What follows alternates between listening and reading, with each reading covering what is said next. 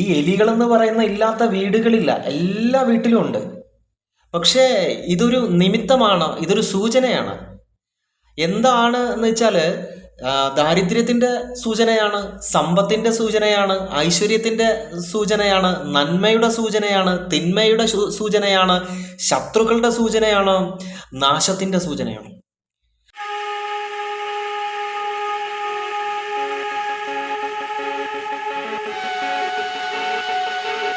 നമസ്കാരം, രുദ്രധാരയുടെ ഏറ്റവും പുതിയൊരു വീഡിയോയിലേക്ക് സ്വാഗതം. നമ്മൾ ഇന്ന് തമ്പനയിൽ പറഞ്ഞതുപോലെ വീട്ടിലേക്ക് എലികൾ വരാറുണ്ടോ അല്ലേ, അതിനെക്കുറിച്ചാണ് പറയുന്നത്.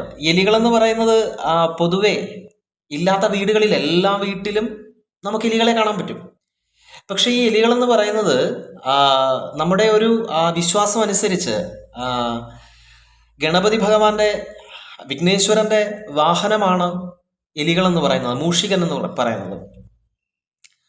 അറിവിൻ്റെ, ഉൾക്കാഴ്ചയുടെ, തന്ത്രപരമായ പ്രശ്ന പരിഹാരത്തിൻ്റെ ഒക്കെ പ്രതീകമാണ് എലികളെന്ന് പറയുന്നത്. ഒരു ദിവസം പെട്ടെന്ന് എലികളുടെ എണ്ണത്തിൽ അമിതമായ വർധനവുണ്ടാകുന്നു, അല്ലെങ്കിൽ നമ്മുടെ നിത്യോപയോഗ സാധനങ്ങൾ കടിച്ച് മുറിക്കുന്നു. എലി കരണ്ടുക എന്നാണ് പറയുന്നത്. അങ്ങനെ ചെയ്യുന്നു. അപ്പോൾ എലിയുടെ സാന്നിധ്യം പല പ്രദേശങ്ങളിലും, വീടിൻ്റെ പല പ്രദേശങ്ങളിലും ദർശിക്കാൻ സാധിക്കുന്നു.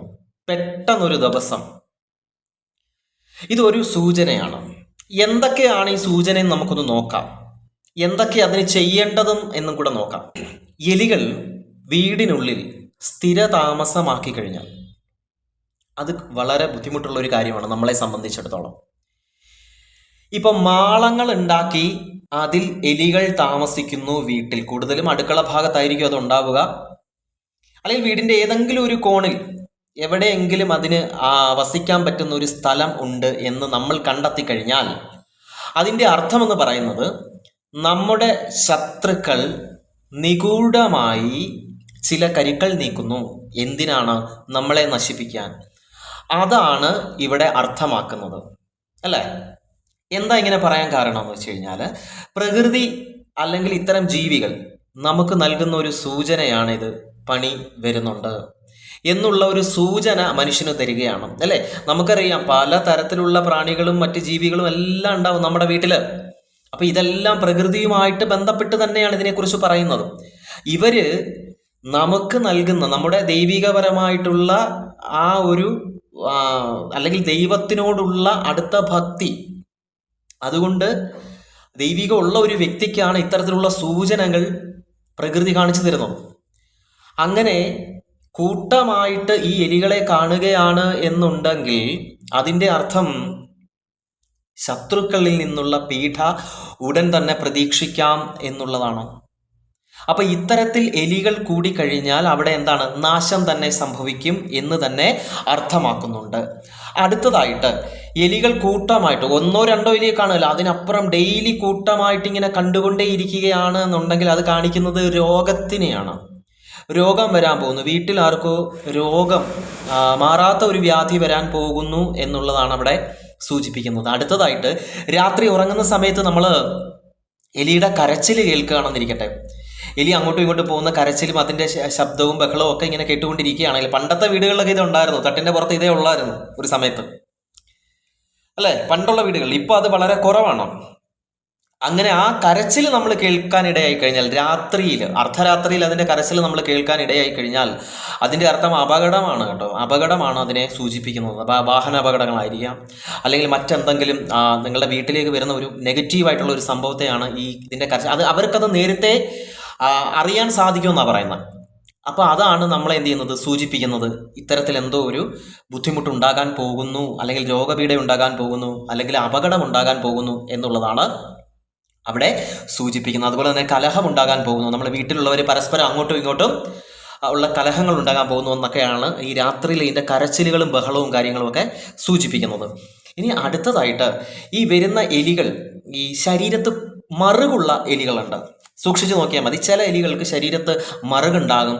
അത്തരത്തിലുള്ള എലികൾ വളരെ നല്ലതാണ്. അതായത് മഹാലക്ഷ്മിയുടെ പ്രതീകം എന്നാണ് പറയുന്നത്. മഹാലക്ഷ്മി ആണെന്നല്ല, മഹാലക്ഷ്മിയുടെ പ്രതീകം എന്നാണ് പറയുന്നത് അത്തരത്തിലുള്ള എലികൾ.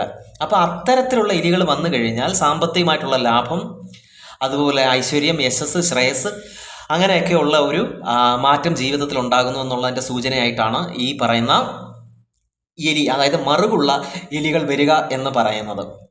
ഇനി അടുത്തതായിട്ട് ഈ എലികൾക്ക് മറ്റൊരു പ്രത്യേകത കൂടിയുണ്ട്. വരാനിരിക്കുന്ന സംഭവത്തെ, ഞാൻ പറഞ്ഞല്ലോ, വരാനിരിക്കുന്ന സംഭവത്തെ ചൂണ്ടിക്കാണിക്കാൻ എലികൾക്ക് സാധിക്കും, അല്ലേ? അതല്ലേ ബുദ്ധിയുടെ പ്രതീകമൊക്കെ ആയിട്ടാണ് എലിയെ കണക്കാക്കുന്നത്. അതുകൊണ്ടാണ് ഗണപതി വാഹനമായിട്ട് ഇതിനെ എന്ത് ചെയ്യുന്നത്, ഉപയോഗിക്കുന്നത്. നിങ്ങൾ ശ്രദ്ധിച്ചാൽ മതി, നിങ്ങളെ ചിലത് ഓർമ്മപ്പെടുത്താൻ വേണ്ടി ചില എലികൾ വരാറുണ്ട്, മൂഷികന്മാർ വരാറുണ്ട്. നമ്മളിപ്പോൾ ഒരു ഗണപതി ക്ഷേത്രത്തിൽ നിങ്ങളൊരു നേർച്ച ചെയ്യുന്നു, അല്ലെ നേർച്ച ചെയ്യാൻ പറഞ്ഞു, മറന്നുപോയി. നിങ്ങളെ അത് കാണിക്കുന്നത് സ്വപ്നത്തിലൂടെ 2 തരത്തിൽ നിങ്ങളെ ഓർമ്മിപ്പിക്കും. എങ്ങനെയാ അത് ഓർമ്മിപ്പിക്കുക? ഒന്ന്, ആനയെ സ്വപ്നം കാണിക്കുക, ആനകളെ സ്വപ്നം കാണും. 2, എലികളെ സ്വപ്നം കാണും. അല്ലെങ്കിൽ എലികൾ നമ്മുടെ അടുത്തേക്ക് വരും, അല്ലെങ്കിൽ നമ്മളെ ചെറുതായിട്ടൊന്ന് ഞോണ്ടിയിട്ട് പോകുന്ന ഒരു പരിപാടിയുണ്ട്.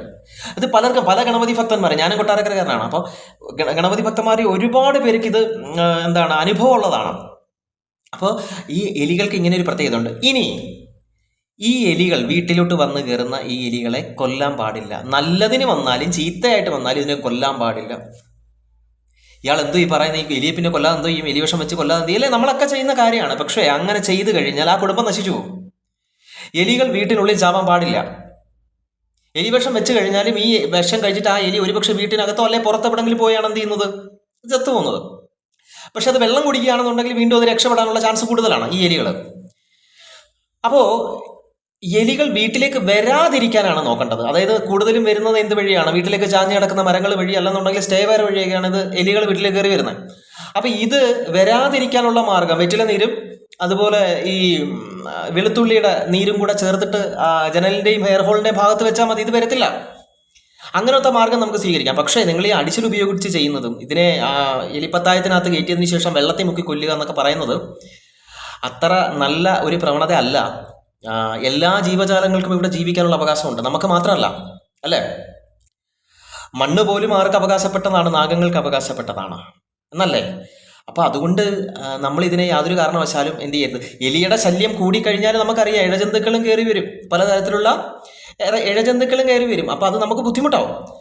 അപ്പോൾ അതുകൊണ്ട് ഇത് വരാതിരിക്കാനുള്ള ഒരു മാർഗം സ്വീകരിക്കുക എന്നുള്ളതാണ് ഏറ്റവും നല്ല കാര്യം. അതുപോലെ തന്നെ നമ്മൾ ചെയ്യുന്ന ഒരു പശയുണ്ടല്ലോ, ഈ ഒട്ടിപ്പിടിക്കുന്ന എലിയെ പിടിക്കുന്നതിന് വേണ്ടിയിട്ടുള്ള, അത് അതിനകത്ത് വന്ന് എലി പെട്ടതിന് ശേഷം നമ്മൾ എവിടെങ്കിലും കൊണ്ടുവന്ന് കളയും. അത് കൊണ്ട് കളയുമ്പോൾ ഇതിനെ കാക്കയും മറ്റ് ജീവികളും ഒക്കെ വന്ന് കുത്തിപ്പറിക്കാൻ നമ്മൾ കാണാറുണ്ട്. അപ്പോൾ ഇതൊക്കെ വളരെ ശരിയായ ഒരു നടപടിയല്ല. ഇത് വരാതിരിക്കാൻ ശ്രദ്ധിക്കുക എന്നുള്ളതാണ് ഒന്നാമത്തെ കാര്യം. വീടിൻ്റെ എല്ലാ മേഖലകളും വൃത്തിയാക്കി ഇടുക. 2, ഇത് വരാതിരിക്കാൻ ഇത്തരത്തിലുള്ള സംഭവങ്ങൾ ചെയ്യുക.